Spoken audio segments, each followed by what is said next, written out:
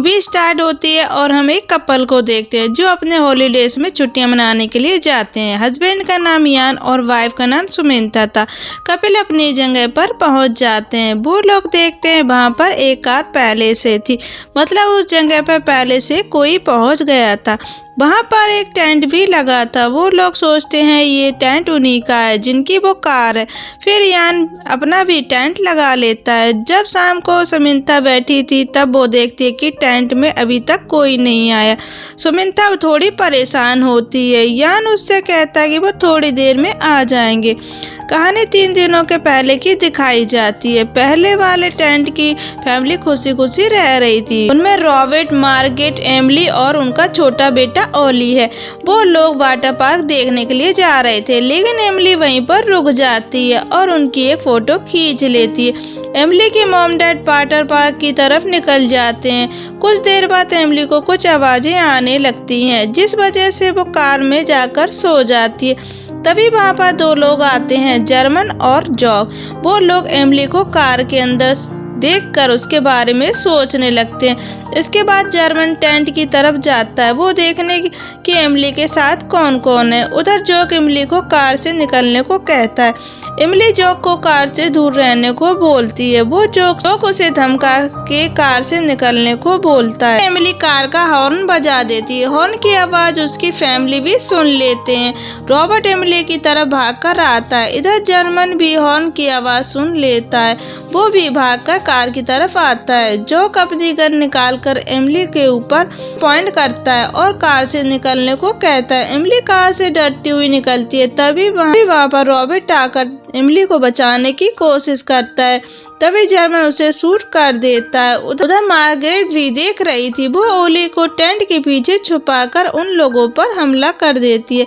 उन लोगों के बीच बहुत देर तक हाथापाई होती है। तभी मौके का फायदा उठाकर एमिली वहां से भागने की कोशिश करती है, लेकिन जर्मन मार्गरेट को गन पॉइंट लेकर एमिली को रुकने को कहता है।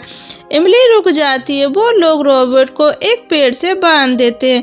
एमिली और मार्गरेट के साथ जबरदस्ती करते हैं। इसी बीच जॉक एमिली का फोन चेक करता है। उसे वही फोटो दिखती है जो एमिली ने सुबह खींची थी। उसे देखकर भी ये भी पता चल जाता है कि उनके साथ एक बच्चा भी है। जर्मन मार्गरेट से उस बच्चे के बारे में पूछता है। मार्गरेट उसे कुछ भी नहीं बताती।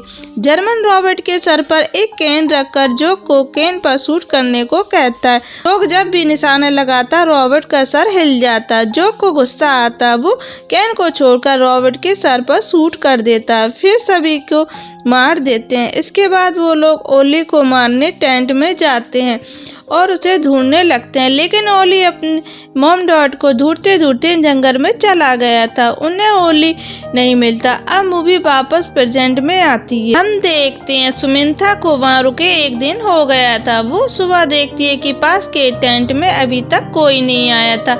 सुमिंता जब टेंट को चेक करने को जाती है, टेंट को देखकर वो हैरान हो जाती है, क्योंकि टेंट के अंदर सामान बिखरा पड़ा था। उसे लगता है यहाँ कुछ गड़बड़ है। सुमिंता डिसाइड करती है कि पुलिस स्टेशन जाकर पुलिस को बताएंगे, लेकिन वो लोग अपने कार के पास जाते हैं तो उनकी कार पंचर हो गई थी। वो लोग वहां पर रखी कार से जाने का सोचते हैं, लेकिन उन्हें कार की चाबी नहीं मिलती, इसलिए वो लोग वहीं पर फंस जाते हैं। सुमिंता कुछ जरूरी सामान लेने टेंट के अंदर जाती है। तभी यान को सुमिंता की चीखने की आवाज आती है। यान भागकर सुमिंता के पास जाता है। तब वो देखता है कि ओली वहां पर बेहोश पड़ा है। वो लोग हॉस्पिटल जाने की सोचते हैं, इसलिए वो कार की चाबी ढूंढते हैं। तभी उन लोगों के पास एक गाड़ी आती है। वो लोग जॉक के बारे में कुछ भी नहीं जानते थे, इसलिए वो ओली के बारे में बता देते हैं और जॉक को हॉस्पिटल ले जाने को बोलते हैं। वो बच्चे को हॉस्पिटल ले जाने से मना कर देता है और कहता है कि इस बच्चे की फैमिली यहाँ फंसी हो, तो सबसे पहले हमें इस बच्चे की फैमिली को ढूंढना होगा। यान और जॉक उस फैमिली को ढूंढने को निकल जाते हैं। हैं। थोड़ी देर बाद जर्मन भी वहाँ पहुँच जाता है। सुमित्रा ओली के बारे में सब कुछ बता देती है। उधर जोक यान को उसी जगह पर लेकर आता है जहाँ ओली की फैमिली को मारा था। वहाँ इतने सारी लाशों को देखकर यान घबरा जाता है और जोक भी शॉक्ड हो जाता है, क्योंकि वहाँ पर 3 लाश होनी चाहिए थी।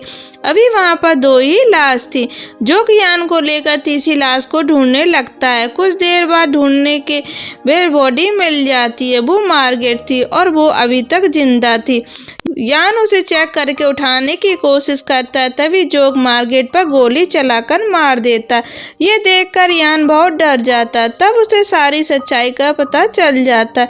यान ये सब देखकर जोक पर हमला करके भागने लगता है। दूसरी तरफ गन की आवाज सुनकर जर्मन अपनी गन को लेने के लिए कार की तरफ जाता है, जिसे देखकर सुमित्रा समझ जाती कि कुछ गड़बड़ है। वो कार के अंदर जाकर खुद को लॉक कर लेती, लेकिन जर्मन उसकी कार का शीशा तोड़कर निकालने की कोशिश करता है। सुमित्रा एक चाकू से जर्मन के हाथ पर काट कर भागती है। जर्मन अपने डॉग को सुमित्रा के पीछे छोड़ देता है। दूसरी तरफ यान जोक से छुप जाता है, पर जोक उसे ढूंढ रहा था। तभी जोक को किसी के भागने की आवाज आती है। वो इसके ऊपर शूट कर देता है। जब वो उसके पास जाकर देखता है, वो कोई और नहीं जर्मन था।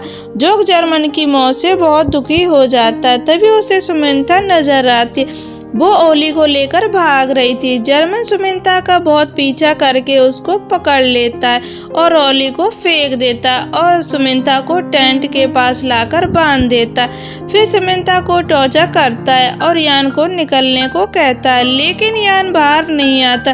तभी उन्हें कार की आवाज सुनाई देती है, जिससे वो समझ जाता है कि यान यहाँ से भाग रहा है। इसलिए जोक सुमित्रा को लेकर यान के पीछे पीछे जाने लगता है। रास्ते में सुमित्रा देखती है कि वहाँ ओली नहीं है। वो सोचती है कि यान ओली को लेकर हॉस्पिटल गया होगा। इसके बाद जोक सुमित्रा को कार में बैठाकर यान के पीछे पीछे जाता है, लेकिन रास्ते में मौका देकर सुमित्रा जोक पर अटैक कर देती है, जिससे उसकी कार का एक्सीडेंट हो जाता है। दोनों बेहोश हो जाते हैं। इधर यान वहां से निकलकर पुलिस स्टेशन पहुंच जाता है और सारी बात बता देता है। पुलिस 2 गाड़ी लेकर उस जगह पर आ जाती है। वो कार को देखते हैं। जोक सुमित्रा को कार के अंदर ही बांधकर चला गया था।